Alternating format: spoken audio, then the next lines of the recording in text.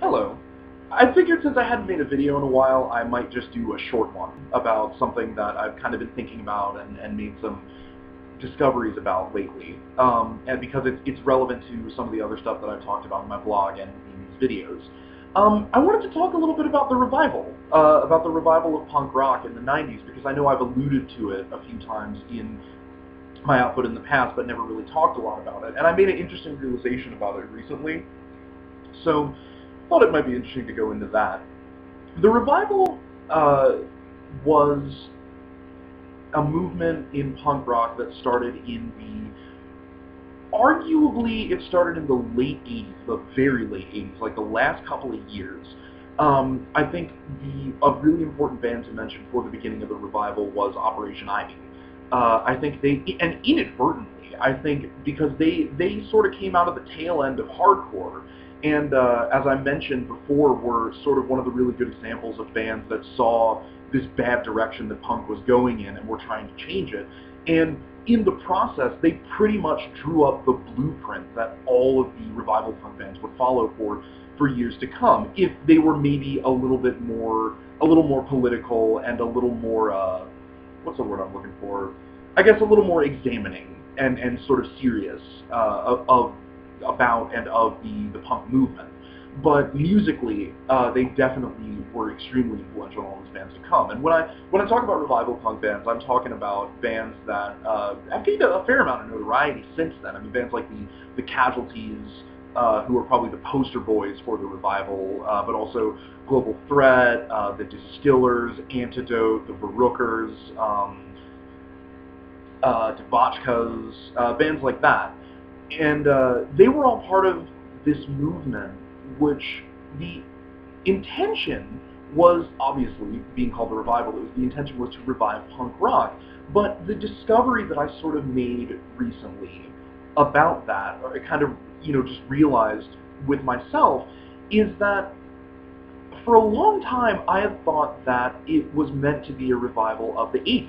It was sort of meant to be a bid to breathe life back into the hardcore scene, which was starting to die out and break apart and become post-hardcore and do all the things that I've talked about before.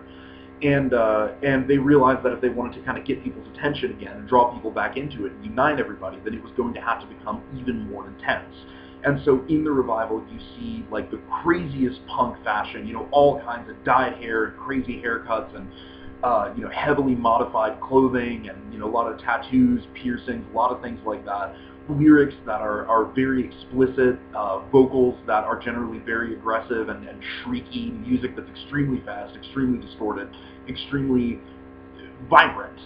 And I always thought for a long time that that was just them amping up hardcore. It was them sort of like trying to form the next stage of what hardcore had started in the 80s. But over time, I started to think maybe that wasn't true, and recently I realized that I think it was more of a revival of the 70s.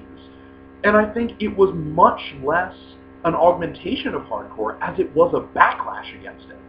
Because, as I'd said before, hardcore was when everybody got serious.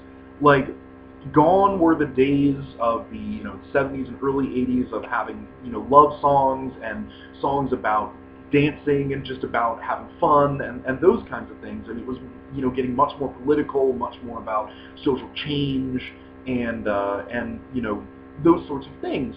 And the revival, despite how intense it was I think just a desperate bid to make punk fun again. But because hardcore had escalated the seriousness so high, the revival almost had to escalate the fun. They kind of had to almost be as aggressive as hardcore bands were about serious things, about fun things. And that might seem odd. Like, it feels odd saying it. Like, that might seem like kind of an odd concept to grasp, but I really think that's what it was. And again, the Casualties are a good band to look at for that kind of thing, because they have, I'm fairly sure that their first two albums in their entirety were 90% just about drinking. Just about drinking beer and the things that happen after you drink beer and being sick after drinking too much beer and all of that. And of course, the Casualties also wrote Punk Rock Love, which is an archetypal punk rock love song. And they got a little bit into, they didn't sing quite so much about politics as how angry they were about people who were too political. They had tons of songs throughout their career just about people in the punk scene who cared too much about politics and took it too seriously. And that would, that is one theme that was kind of blanketed the entire revival thing. Is that people were, were sort of shunning of people in the punk scene that got too political, and they were very into drinking and partying. And that gets mixed when you start, listening to other bands and also looking at like other places around the country and out of the country. There's a whole like kind of European revival movement as well. But if you start looking at that, then other elements start getting added to it. I mean, of course, you have the Stillers, who are from California, and who, interestingly, are sort of more related to the beginning of the revival because their singer was married to Tim Armstrong of Operation Ivy and Rancid for a long time. And they had that revival sound, that fast, abrasive sound with, really kind of aggressive, guttural vocals. But their lyrics, if you just read the lyrics by themselves, they read a lot more like a punk song from the 70s. I mean, they sang about, they sang about, drinking and drugs and partying and things like that, but also just about lost love and about life in the city where they lived and all kinds of things like that. And even, with the Distillers going into more obscure stuff, like they also had a lot of lyrics that were about supernatural things or kind of horror-related things and sort of making statements about things in real life, or not, just very bizarre, abstract stuff.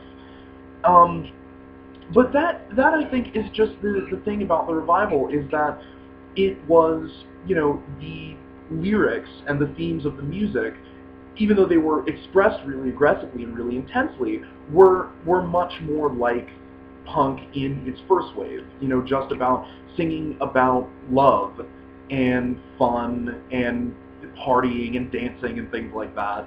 And that was the way that they were reviving it from then, is maybe being less serious about political and social issues and more serious about, keeping the punk scene together and, having a good time while it happens.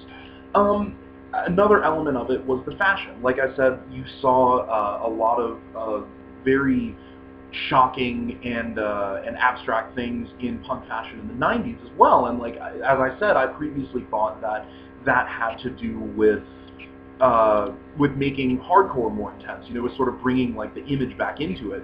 But really, I think that was actually a revival of the 70s. I mean, I think because you saw a lot of that in America in the 90s when you didn't see a lot of it in the 70s, but I think that was just taking it back to London, taking it back to the whole London look with Sex and Vivienne Westwood and all the trends that came out of that.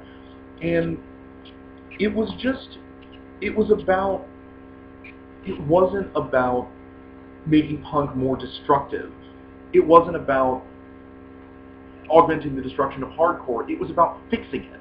It was about sort of, you could almost say that, the hardcore in the 80s and the revival in the 90s, that like hardcore kind of bulldozed through the 80s and destroyed everything and smashed through it. And the revival maybe followed it a little bit to kind of try to pick things up and put things back together and just still live and breathe punk as what it was always supposed to be, which is a unified group, a unified movement of people who had similar ideas and who, wanted to have fun and wanted to do the other things that, the things that people in the mainstream did, but just wanted to do it in their own way because they thought the mainstream was lame. And I guess that's all I really have to say about it. I mean, I understand that this has been, I guess, sort of disjointed, but I found that interesting. And I think that other people might find it interesting too, because it sort of took me some thought to come to that realization. But the revival, I think, wasn't about extending what was created by hardcore. It was about negating it. It was about fixing it. And of course it didn't work. I've talked a lot about that in my other videos as well. I mean, of course it didn't work. A lot of great music and great people and great art came out of it. But ultimately it did fail. And hardcore kind of won that battle and became post-hardcore, and here we are now. But the revival tried. It tried very hard. And if people don't realize that, I want them to, because I think it was beneficial for me to realize that. In any case, like I said, tangential, stream of consciousness, I'll shut up.